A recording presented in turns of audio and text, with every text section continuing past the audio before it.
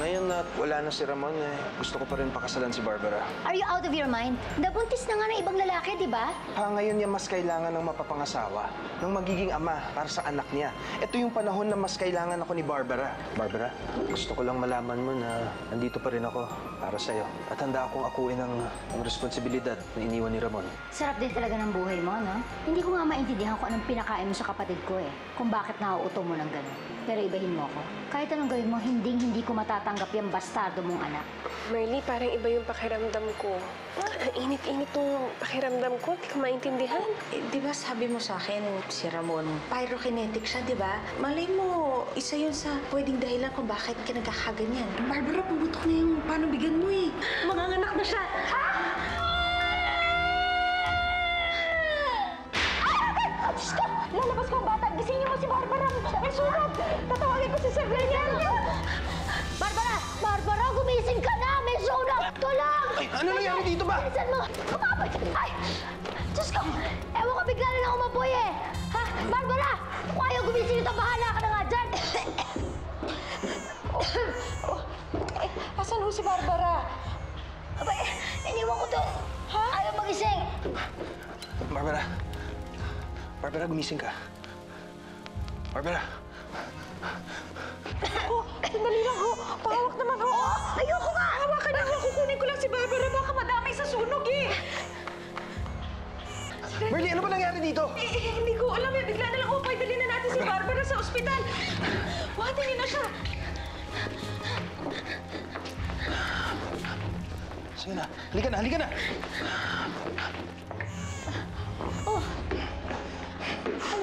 Saan na kayo pupunta? Kailangan kong dalhin si Barbara sa ospital. Oy, isama niyo na rin ho yung bata para ma-check up. Halika na, dalhin na natin. Hindi! Ikaw nang bahala dito.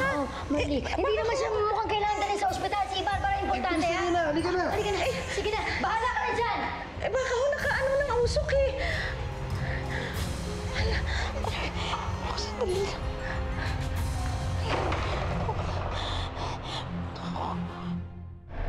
Ano ba iniisip mo, Susan? Ba't hindi mo pa sinama yung bata sa ospital? Ano ka ba naman? Hindi mo ba naisip?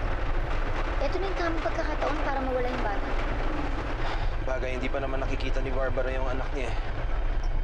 Buti pa nga siguro padala na natin sa bahay ang punan para hindi na niya makita talaga ang gising niya.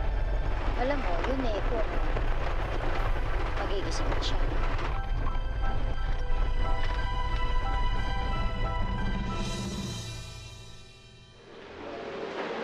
Daniel, ano nangyari kay Barbara? Hindi ko rin ho alam eh. Sabi lang sa akin ng doktor kanina, bigla raw siyang nawala ng malay habang nanganganak. Pero dinala na siya sa OR para gamutin ng mga doktor. Sana maging ligtas siya. Teka, yung bata. Nasaan bata?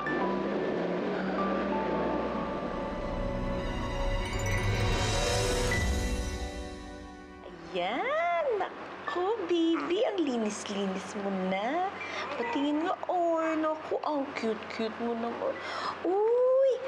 Naku, nakakagigil ka naman. Pwede ba kargahin kita? Uy, sus. Ay, naku naman. Ay, naku, ang sarap naman ito. Hi! Hi! Naku, alam mo, ang ganda-ganda mo. Kamukha ka ng mami mo. Kumusta na kaya siya ngayon, no? Huwag ka mag-alala, babalik din yun.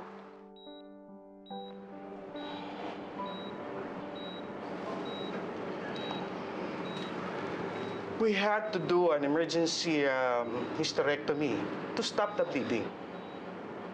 She lost a lot of blood bago pa siya madala dito. Kaya I'm sorry to tell you na comatose pa rin ang pasyente sa ngayon. At walang magpagsasabi kung kailan siya magigising. But she's stable. And we've already done blood transfusion to replace the blood na nawala sa kanya. So let's just hope for the best. So I suggest that you all go home and take a good rest. Huwag ho kayong mag-alala. We are going to take very good care of her. Kung wala na po kayong mga tanong, I'll go ahead. Excuse me.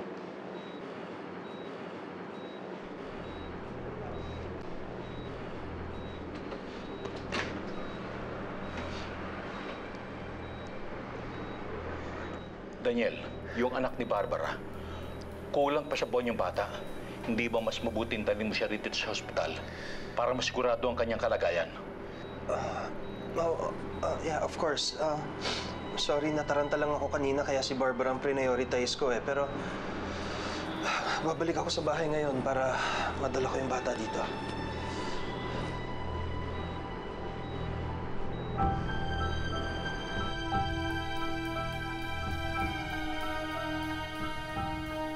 Huwag ka mag-alala. Uulitin yung mami mo. Ha? Tapos ihahag mo siya. Ay, andyan na ho ba si Ma'am Barbara? Huwag ka na maraming tanong ha. Ayusin mo na yung gamit ng bata. Saan ho tayo pupunta? Bilisan mo na, wag na nga magtanong eh. Basta ayusin mo na yung gamit. Ay, Ngayon na, bilisan mo. ay. Oh, baka daling ka nila sa sa ospital. Ha? Tama yan. Pa-check ka nila tapos nandun yung mami mo din. O, sandali ha. Lagay muna kita dyan. Labas ko yung bag mo, tapos... Ayan. Dali na. Ito. Ay. Oo nga pala. Kuha kita ng gatas, ha? Diyan ka lang, ha? Huwag ka nga alis dyan.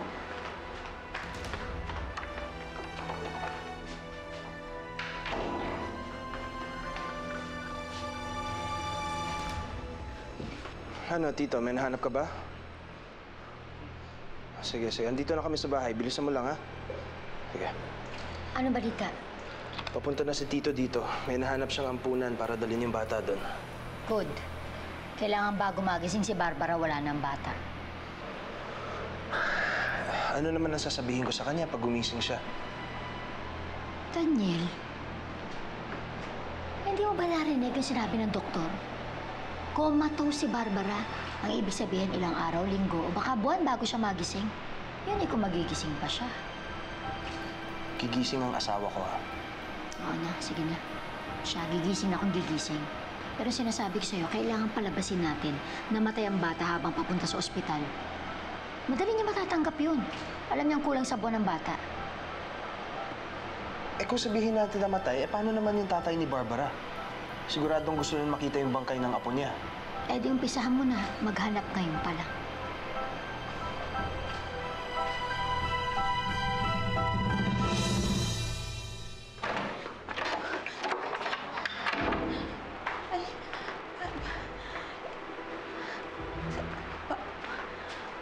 Ano bang gagawin ko? Sandali.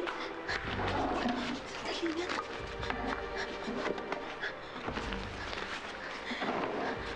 Ang dadali ko.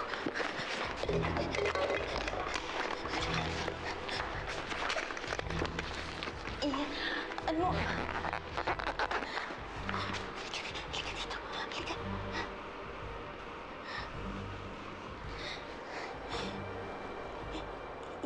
Ipapaampun ka doon ni Sir Daniel eh. Ano mang gagawin ko sa'yo? Wala pa yung mami mo dito.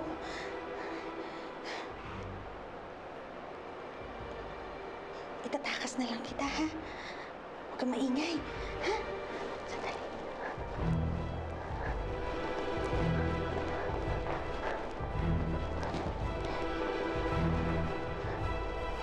Susukin namin yan.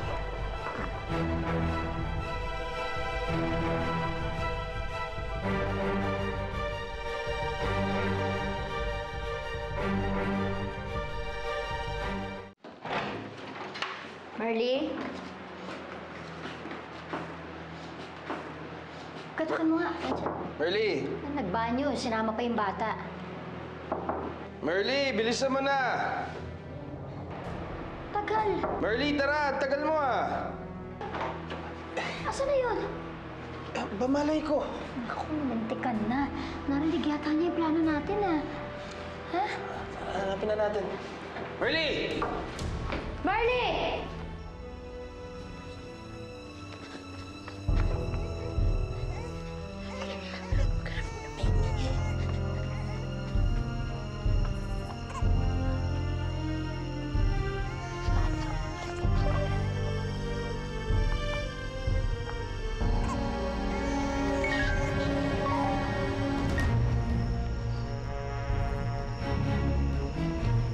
Merly! Marley!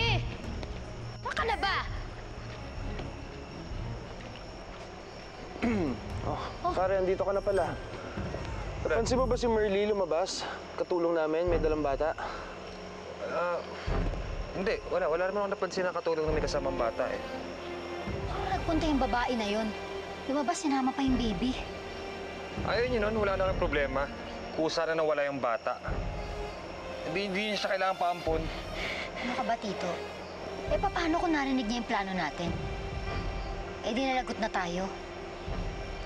Kailangan makita natin yung babaeng yun. Sigurado ako hindi pa yun nakakalayo. Malamang andito pa yun sa loob ng compound.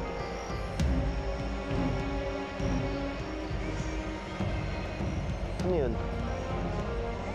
Tingin mo?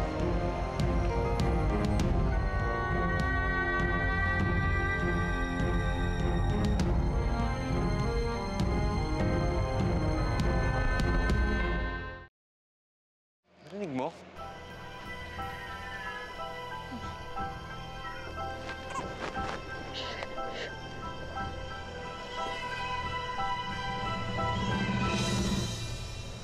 Ayan.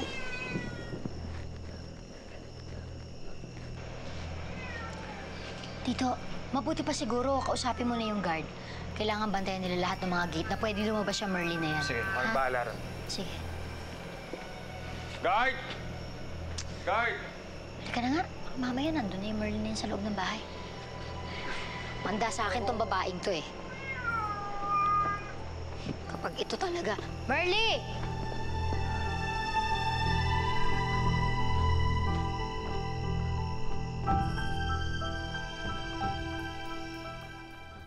Daniel!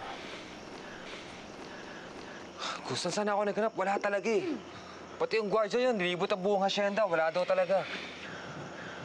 Alam mo, nabanggit sa akin dati, taga-poblasyon daw yan si Merly eh. Puntahan mo na kaya siguro doon. Pagtanong mo na lang siya. Brad naman, ang laki-laki ng poblasyon, saan ko siya hanapin dun? Para ikaw na dumiskarte, basta huwag kang bumalik dito hanggat hindi mo siya nakikita. Yan na. Sige.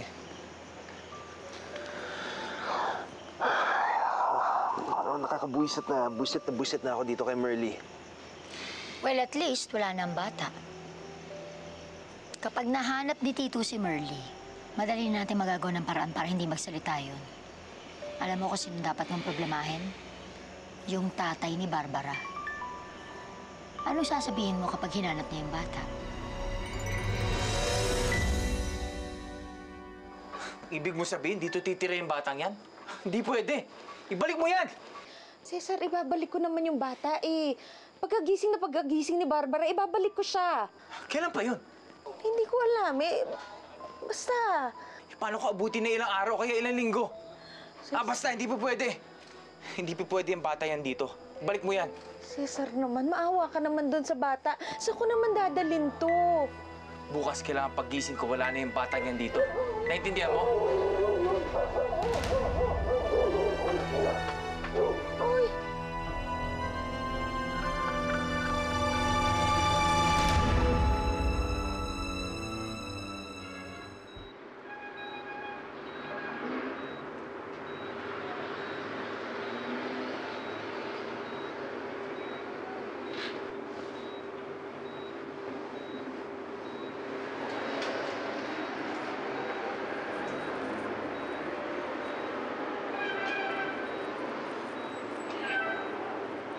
Kamusta na siya?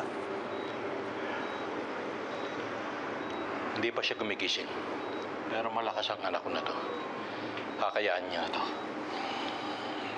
Ayun nga pala, yung bata, dinala mo pa rito? Gusto ko makita yung apo ko. Eh, kasi yung nangyari, wala na yung bata. Ano bang ibig mo sabihin wala na yung bata? Mahina pa yung baby nung pinanganak siya. Namatay siya nang papunta rito. Ang apo ko? Nasaan ang apo ko? Nasa morgue? Gusto ko makita ang apo ko. Inaayos pa yung bangkay ng bata. Mamaya niyo pang pwedeng makita. Hindi. Gusto ko makita ang apo ko ngayon na.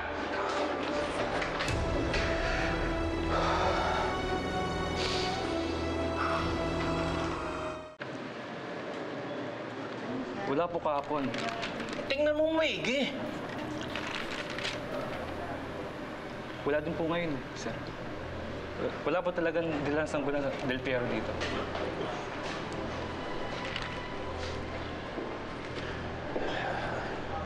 Daniel, wala daw dito yung bangkay ng bata. Ano nangyari? Ano ibig sabihin nito? Sinabi mo namatay siya. Kung talagang namatay siya, dapat nandito yung bangkay niya. Ano nangyari? Wala dito yung bata. Bakit ba kanina mo pa ako pinaiikot-ikot? Nasaan yung anak ni Barbara? Nasaan yung bata? Ano ginawa mo sa kanya? Wala akong ginawa sa kanya.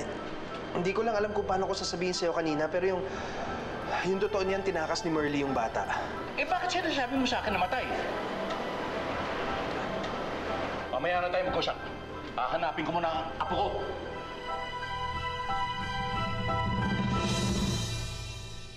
Ano ba gagawin ko sa'yo, ha? Mamaya dadating na si Cesar. Pag nakita ka nun, magagalit na naman yun sa atin dalawa. Alam mo, ibalik na lang kaya kita kay Sir Fernan. Tapos, sasabihin ko sa kanya kung ano yung pinaplano ni Sir Daniel. Siguro naman, hindi niya pagpaplanuhan ng masama itong apo niya, no? Sarili niyang apo, no? No. Ayun, tama. Ganun na lang gagawin ko para mas maalagaan ka nilang mabuti. Ha? Pero ngayon, hindi ka nila aalagaan mabuti kasi. Maasim ka, kailangan mong maligo. Ha? Paliguan muna kita. Oo, mainit na, no? Ay, sige, pusin mo muna yung dede mo, ha? Jesus. Bakit mo pinayagang puntahan ni Mang Fernan si Merly? Ano pa ba magagawa ko? Hindi ko na napigilan. Saan ka ba galing? Kanina pa kita hinihintay. Ngayon ka lang dumating. Anong saan? Alam bang nagpahanap ako ng patay na bata? Alam ba madali yun? Nakahanap ka ba? Wala. At saka hindi na importante yun. Alam mo ba kapag ka nagkausap si Mang Fernan at si Merly, lagot ka ngayon.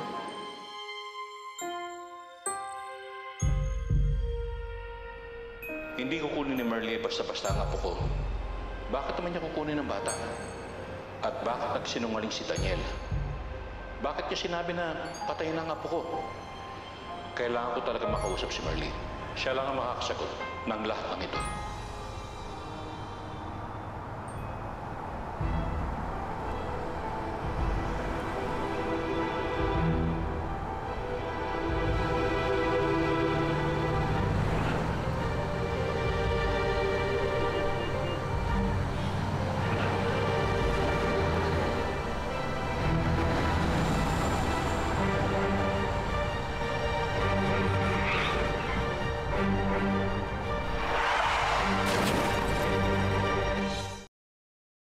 Ano, Tito?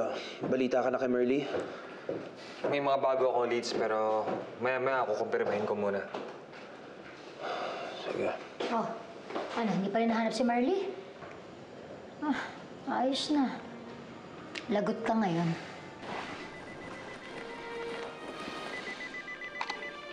Hello? Ha? Ano naman nangyari yun? Sige, pupunta na kami dyan. Salamat. Oh, bakit? Ano yan? Ang tatay ni Barbara. Oh. Namatay daw sa aksidente. Bangga yung kotse. Ano mo nga naman kapag sinaswerte ka? Kailangan mo pa rin ituloy yung paghahanap kay Merly, ha? Kailangan tayo makasigurong hindi na babalik yung batang yan dito. Ako, huwag ka mag-alala. Ibabalik kita sa lolo mo at sigurado ko aalagaan ka nun ng mabuti. Ang mga balita sa oras na ito, isang kotse ang sumalpok sa isang truck sa may poblasyon San Jose de Bellavista. Aba, dito lang yun ah. Dead on the spot ang nagmamaneho ng kotse na nakilalang si Fernan Ortiz.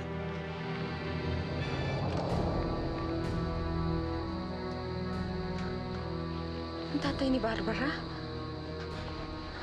Ang lolo mo? Merly?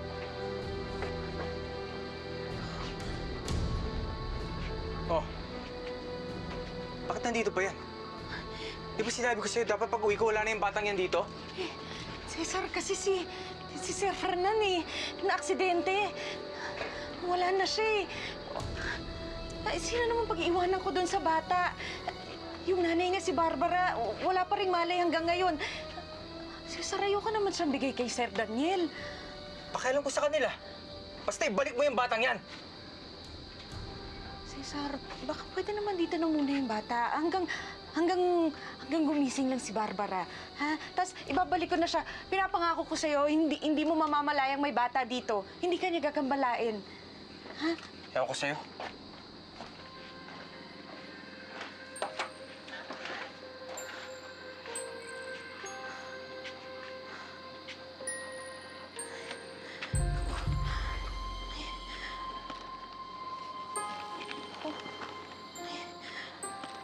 Ay, naku. Ang sarap naman ito. Ano bang gagawin ko sa'yo, ha?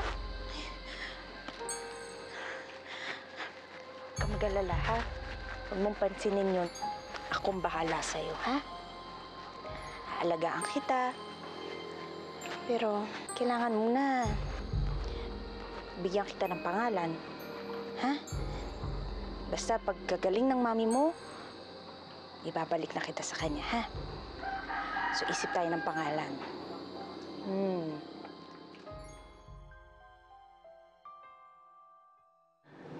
Alam mo, Marley, lahat na nakikita mo sa kanya, totoo lahat yun. Ibig mo sabihin, totoo yung nakakapagalaw siya ng apoy? Nakakagawa siya ng apoy. Alam mo kasi pyrokinetic siya Ibig sabihin, kaya niyang kontrolin ang apoy sa pamamagitan ng isip niya. Pyra. Pyra ang pangalan mo. Baby Pyra.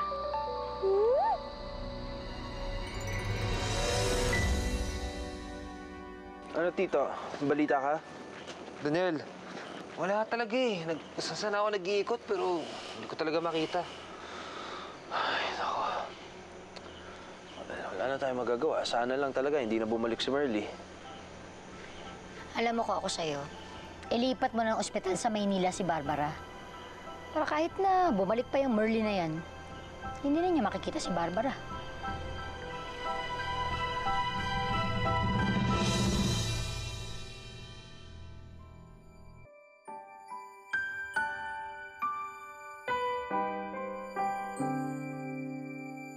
Bakit ba pinagtagpo?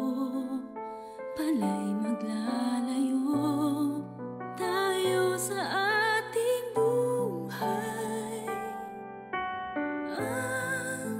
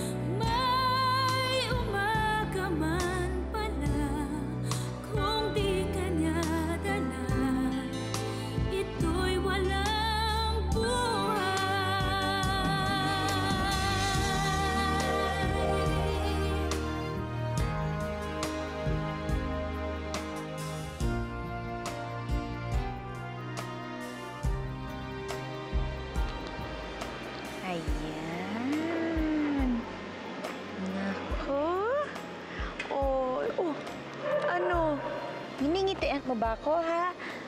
Naku, hindi ka na kailangan magpa-cute sa akin. Alam mo kung bakit? Dahil ikaw na ang pinaka-cute na baby para sa akin. Naku, bawal may dumapo sa'yo. Oh, sus. Ang cute-cute mo talaga, oh. Sana, no? Sana akin ka na lang, no? Oh, sure.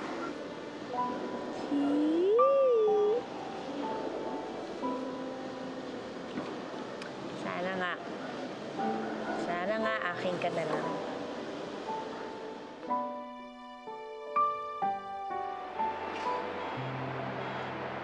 Dok, kitang-kita ko talaga kanina. Gumalaw yung kamay niya eh. That's a very good sign. It means she's responsive. Just keep talking to her. Hopefully, tuloy-tuloy ang recovery niya. At nang magising na siya, you just excuse me, I have to do my rounds. Babalikan ko kayo, ha? Salamat. Let's go.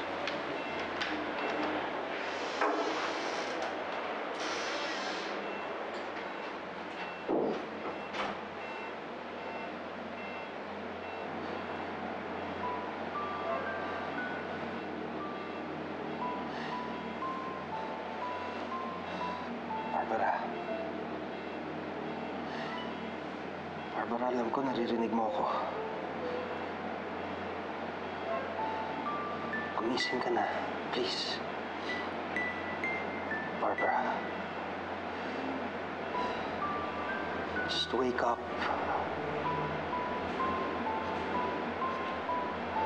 Wake up.